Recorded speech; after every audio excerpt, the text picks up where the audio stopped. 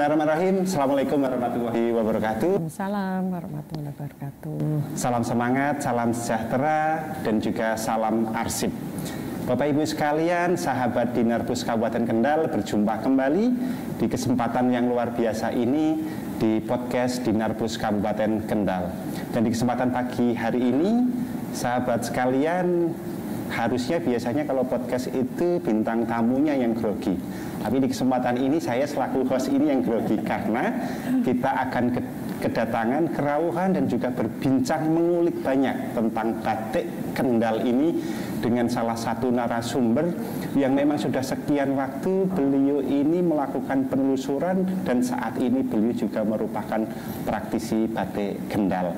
Siapa lagi kalau bukan Ibu Dr. Hajah Widya Kandi Susanti M. Sugeng rawuh di tempat kami, Ibu. Terima kasih. Assalamualaikum warahmatullahi wabarakatuh. Waalaikumsalam warahmatullahi wabarakatuh. Beliau adalah Bupati Kendal ke-41. Iya. Periode 2010-2015 dan saat ini beliau adalah anggota DPRD Kabupaten Kendal. Pagi hari ini sehat ya Ibu? Alhamdulillah sehat. Alhamdulillah sehat. Dan semangat. Semangat. Sekian waktu ya sahabat Dinarbus Kendal, beliau masih tetap awet muda, tetap cantik, bukan hanya karena beliau memang sudah bawaan lahir cantik gitu ya Bu ya. Tapi di kesempatan pagi hari ini beliau juga mengenakan batik Kendal yang semakin menambah kecantikan beliau. Wow. Mohon izin Ibu, Iya. di kesempatan ini kami Dinas Kearsipan dan Perpustakaan Kabupaten Kendal saat ini kami tidak hanya melihat arsip sebagai sebuah kertas yang biasanya juga teronggok di ruang belakang, ruang samping, namun kita sudah mulai mendorong bagaimana sih supaya bisa memperkaya khasanah arsip, sehingga nantinya bisa menjadi memori kolektif daerah atau bahkan nantinya bisa menjadi memori kolektif bangsa Indonesia. Dan saya kira Kabupaten Kendal lewat batik nantinya, saya kira kita akan mendapatkan nostalgia atau memori masa lampau kejayaan Kendal di masa lalu yang tentu saja ini merupakan pride atau kebanggaan kita bersama. Ibu, sekian waktu Ibu menekuni ataupun tertarik bahkan mencintai batik, mungkin bisa diceritakan Ibu bagaimana sih asal mula Ibu suka dengan batik? Terima kasih. Jadi sebetulnya saya suka dengan batik dan suka mendesain itu dari kecil. Dari kecil ya, karena ibu saya, tante saya itu penggemar batik. Jadi busana yang dikenakan selalu batik. Bahkan tante saya karena seorang guru hampir setiap hari mengenakan batik. Nah dari situ mulai menambah rasa cinta saya kepada batik. Kemudian sampai dewasa. Waktu itu saya menjadi ketua tim penggerak PKK Kabupaten Kendal. Siap. Waktu itu ada muncul batik Semarang. Batik Semarang. Itu yang menyadarkan saya. Saya begini, Semarang aja punya batik. Kemudian daerah Pantura, pesisiran, dari Kendal ke barat maupun Kendal ke timur, itu semua punya batik. Kenapa Kendal nggak ada ya? Saya nggak percaya kalau Kendal nggak punya. Apalagi Kendal itu dulu ada di bawah kepemimpinan pemerintahan Mataram, kerajaan Mataram ya, di bawah Sultan Agung. Berarti Kendal dulu adalah juga sebuah kerajaan kecil. Nah, saya yakin kalau ini kerajaan pasti ada batiknya. Betul. Ya kan? Nah, saya mulai menelusuri karena saya mengetahui dari sejarah bahwa pusat pemerintahan Kabupaten Kendal itu dulu ada di wilayah Kaliwungu kan, sebelum kemudian Baurekso dikukuhkan menjadi bupati oleh Sultan Agung dan pemerintahnya dipindah di Kendal, kota Kendal, kan dulu ada di Kaliwungu. Saya menelusuri dari sana. Saya masuk ke kampung Kapulisen Kerajaan Kulon, Kaliwungu Selatan. Diberitahu kalau di situ dulu memang pusat industri batik zaman tahun sekitar 1900-an. 1900. Iya. Nah, ada pelaku industri batik terbesar di Kaliwungu yang namanya batik Haji Sarbini. Haji Sarbini. Iya, tapi Haji Sarbini sudah sedo sehingga ahli warisnya yang ada. Nah, karena saya menceritakan bahwa saya ingin menghidupkan kembali batik Kendal, makanya saya diberi arsipnya. Yang sekarang ini ada di depan kita arsipnya. Nah, karena kita ada di bawah kepemimpinan Sultan Agung ya Kerajaan Mataram. Jadi ternyata arsip-arsipnya ini ada potongan-potongan kain batik zaman kuno ya, yang ternyata juga dipengaruhi oleh motif batik selatan. Ya, jadi ada warna-warna sogan, di mana warna-warna sogan ini kan biru tua, biru muda, kemudian coklat tua, hitam, coklat muda, ya, yang luar biasa. Ini arsipnya bahkan bahasanya pun masih yang pakai OE ya, kalau U itu OE, kalau ya ejaan lama, C juga TJ kan, ya. Nah ini warna-warnanya ya kalau mau dilihat, jadi. Luar biasa sekali, ya. Nah, ini arsip yang sangat berharga nih, dan dijaga oleh Ibu Widya dengan baik. Ya. Terus ini saya lihat ini sebenarnya tanaman apa ya yang digambar ya di batik ini. Saya buka-buka Google, ternyata ini adalah pohon mojo. Pohon mojo. Iya, karena kan Mataram itu kan dulu perubahan dari kerajaan Mojopahit yang kemudian menjadi kerajaan Mataram. Raja-rajanya kan adalah keturunan dari raja-raja Majapahit. Oleh karena ini motifnya adalah motif dari pohon mojo. Ya. Nah, selain warna-warna sogan pengaruh dari Mataram, ternyata karena kita ada di daerah pesisiran, ya, di mana pesisiran itu warnanya adalah colorful, ya. Nah, ini ada juga, tapi juga tanamannya adalah tanaman mojo, ya. Ini warnanya biru, hijau, ya, dan ini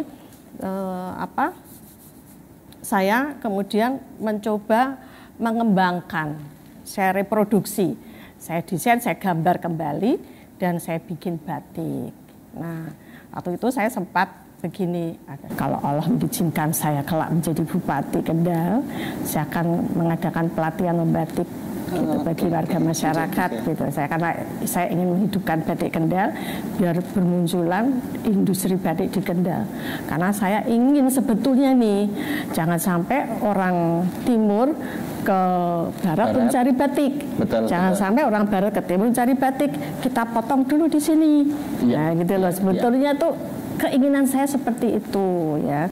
Nah, akhirnya Allah ngejabai, saya menjadi Bupati Kendal. Saya adakan pelatihan membatik sekitar, kalau nggak keliru, akhir tahun 2010 atau awal tahun 2011. Ya. Nah, saya datangkan ini pakar membatik, kemudian ibu-ibu dan siapapun yang berkeinginan untuk bisa membatik, ini bisa mengikuti pelatihan membatik. Nah, selain itu juga saya diberi alat capnya nih. Dari Haji Sarbini, ada beberapa, sebetulnya alat capnya banyak. Tapi saya hanya mampu membawa sedikit. Karena dari sedikit aja itu bisa saya desain, saya capkan ya untuk warna-warni, warna alam semuanya. Dari mulai indigo, kemudian mangga dan manggis. Nah, jadilah ini batik-batik yang ada di depan kita ini ya. Di sana ada motif dari mojo ya, daun bunga mojo. Kemudian ciri khas dari batik Kendal ternyata karena kita ada di wilayah pesisiran sehingga ada juga sisi ikan. Sisi ikan. Ya. Terus karena kita 11 kecamatan tuh dulu penghasil tembakau. Nah, sehingga ada tanaman tembakau gitu ya. Nah, ini berhasil saya bikin, ini capnya itu warna indigo, kemudian ada warna-warna yang lain juga dari mangga, dari manggis ya, dan juga ini semuanya warna alam karena saya ingin back to nature agar tidak merusak lingkungan hidup kita. Betul. Nah, jadilah batik-batik yang menurut saya indah ini. Ibu tadi Ibu menyebutkan warna indigo, mungkin belum semuanya tahu ya Ibu ya. Indigo itu apa Ibu? Mungkin bayangannya bisa jadi indigo itu yang tahu dunia lain misalnya gitu ya. Coba Ibu berkenan. Jadi tanaman indigo vera itu biasanya hidup tumbuh di sela-sela pohon karet, di perkebunan karet. Itu kan biasanya ada tanaman perdunya itu. Nah, itu indigo vera yang daunnya kecil-kecil itu. Oke. Ya. Kemudian Ibu dari awal tadi berarti Ibu memiliki kesempatan untuk mengulik begitu nggih atas batik ini sekitar tahun berapa Ibu? 2006 atau 2000-an awal? Ketika saya Ibu ketua tim penggerak PKK iya, ya? Ketua tim gerak PKK berarti itu 2000 tahun awal? 2000 awal ya. 2000 awal 2000, Ibu, ya? 2001. Oke. 2000 awal kemudian sudah mulai progresif ini di sekitar 2010 akhir ya Ibu ya, 2010 akhir. Nah, kemudian Ibu atas batik-batik yang ada ini kiranya apakah sudah ada Ibu upaya untuk melestarikan dengan Ibu sekarang mendesain ulang semacam merepro dan sebagainya, itu sebuah melestarikan. Cuma yang dari saya tanyakan adalah terkait dengan apa itu hak patennya Ibu atau copyrightnya. Begini, jadi saya cerita dulu ya, kenapa saya mengadakan pelatihan membatik. Selain saya ingin menghidupkan batik Kendal, agar masyarakat juga punya penghasilan, income sendiri gitu. Jadi kalau saya jalan ke desa-desa, ke kampung-kampung, biasanya ibu-ibu tuh hanya petan. Kan sayang ini jari-jari lentiknya ini. Lebih baik untuk nyanting batik. Nah, waktu itu berhasil muncul UKM-UKM kan, kampung-kampung batik Kabupaten Kendal, bahkan kita kerjasamakan dengan Bank Jateng kan waktu itu ya. Terus ada kampung batik di Kaliwungu dan banyak sekali orang yang tadinya jadi karyawan si A misalnya membatik di situ, hanya membuka sendiri, usaha batik sendiri kan bagus. Nah, ini perlu pemerintah daerah itu ngopeni, mensupport itu pelaku-pelaku batik. Karena mereka itu ketika saya sudah tidak menjabat lagi menjadi bupati, itu banyak menemui saya karena gak ada support. Gak ada support sehingga mereka banyak yang kemudian berhenti produksi, sangat sayang. Padahal itu tujuannya adalah membangkitkan ekonomi kerakyatan agar tidak ada lagi warga miskin di Kabupaten Kendal. Nah, tinggal support yang lebih keras lagi dari pemerintah daerah. Ya, mudah-mudahan dan melalui podcast ini ya bisa membangkitkan semangat para pelaku batik di Kabupaten Kendal yang waktu itu sempat operasional terus tapi sekarang berhenti operasional untuk memulai memproduksi lagi. Terima kasih banyak Ibu. Sama-sama. Sahabat Dinar Pus Kendal, kita lanjutkan lagi ngobrol asik tentang batik dengan Ibu Widya Kandi Susanti setelah jeda berikut ini.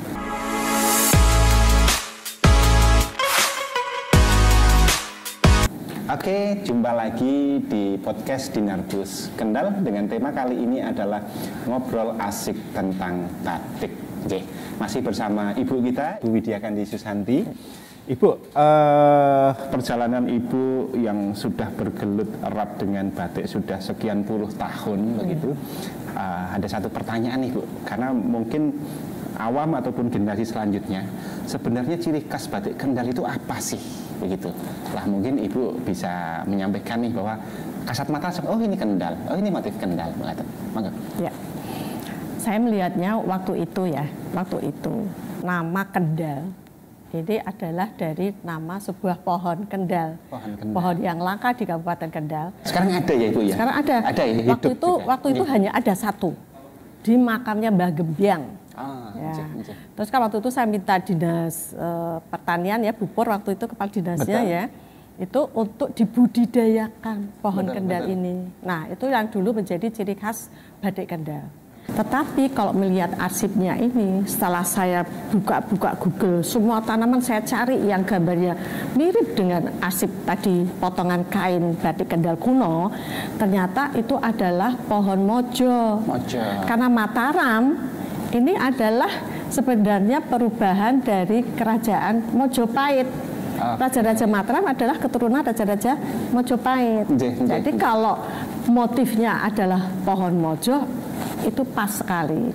Nah, oleh karena itu batik Kendal saya desain sesuai dengan motif aslinya, tapi saya kembangkan lagi dengan warna-warna alam. Karena saya ingin back to nature ya, supaya lingkungan hidup kita tidak rusak. Karena semua pakai warna alam, bukan warna kimia. Ya, nah, akhirnya saya menciptakan batik-batik Kendal yang saya tidak pernah meninggalkan motif pohon mojo, baik daunnya maupun bunganya. Tapi juga ada desain-desain saya yang tidak meninggalkan motif pohon kendal, baik buah kendal, bunga kendal maupun daun kendalnya. Gitu. Jadi saya ingin ada ikon dari batik Kendal itu adalah yang sesuai dengan sejarah dari Kabupaten Kendal. Ya. Kalau Semarang kan asem, ya kan dari nama asem, pohon asem makanya jadi Semarang. Jadi ciri khasnya tuh ada warak ngedok, ada daun asem. Kalau saya ini pohon mojo dan daun kendal, pohon kendal. Nah itu aja. Kalau Semarang itu asem-asem yang buat lotean itu Ibu? Asem. Iya. Asem itu kan sepanjang jalan di Semarang dulu pohon asem semua kan. Makanya ini pohon kendal harus dibudidayakan. Di Limbangan itu sedang budidaya pohon mojo. Nah di sana ada sirup. Pahit ya Bu, kalau mojo itu Bu ya? Pahit, tapi karena difermentasi jadi manis. Luar biasa, enak banget. Nanti lain waktu kita bicara tentang mojo. Satu lagi topik ya Bu ya. Oke, khasiatnya banyak berarti di topik yang selanjutnya. saya siap jadi narasumber ya. Siap, terima kasih Ibu. Ya, oke, berarti salah satu karakteristik batik Kendal adalah pohon mojo atau pohon kendal. Gitu ya. Kemudian nanti ada juga flora, fauna. Kalau tadi di batik Ibu kalau saya lihat juga ada daun tembakau ya Ibu? Iya. Daun tembakau. Karena saya melihat dari ini kan alat capnya ini, kan itu ada daun tembakau, bunga tembakau juga. Karena kita 11 kecamatan dan 20 kecamatan penghasil tembakau loh. Ya kan pernah berjaya tembakau di Kendal pada masa lalu. Nah ini ciri khasnya juga daun tembakau. Ibu, batik-batik yang Ibu tampilkan di sini di mata itu enak dipandang begitu saya yakin. Adem. Iya. Dan ini sebuah sebuah karya yang saya kira prosesnya tidak mudah ya Ibu. Iya. Batik tulis pewarnaan alam. Begitu. Sehingga saya sangat sepakat tadi Ibu menyampaikan ini masterpiece gitu ya, mahakarya.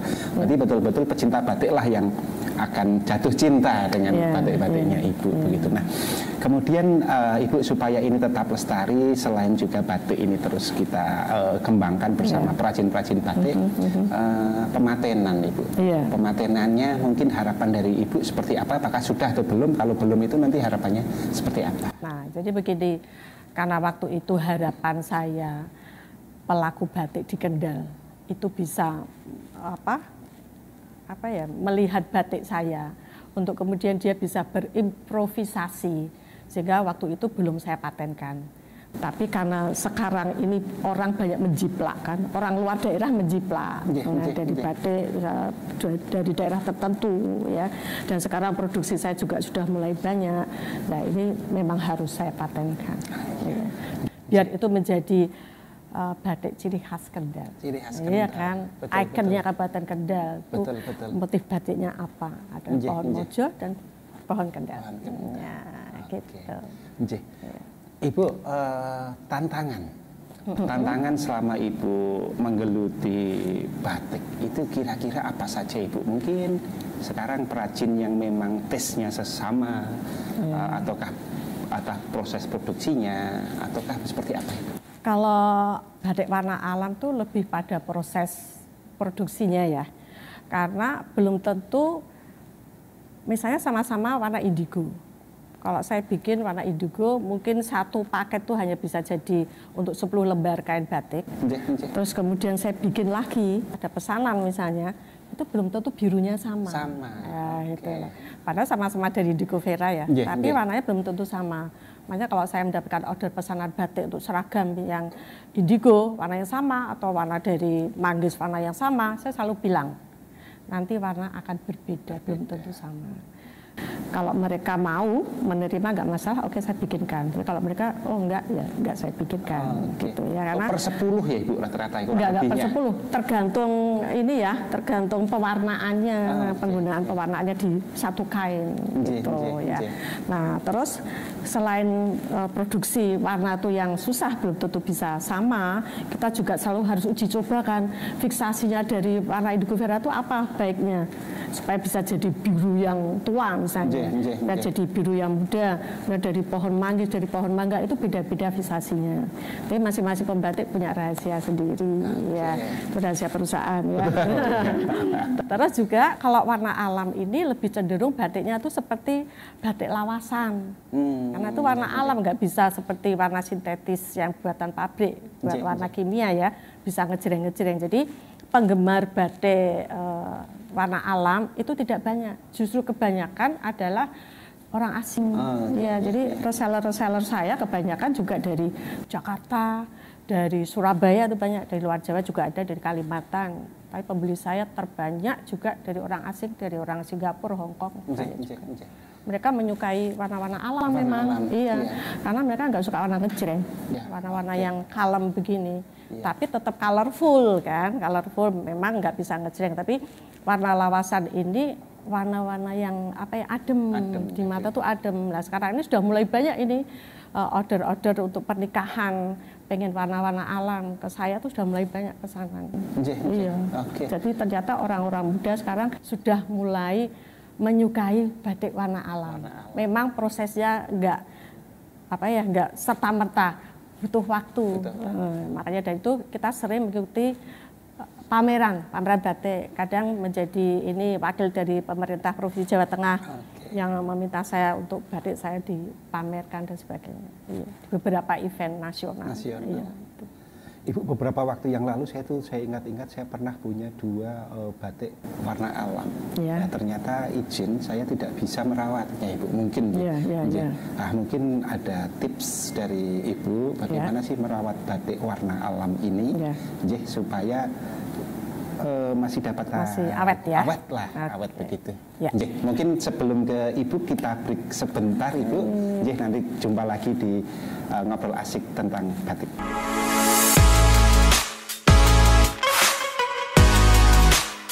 Oke, jumpa lagi di podcast Dinerbus Kendal, ngobrol asik tentang batik masih bersama Ibu kita, Ibu Widya Gandhi Susanti.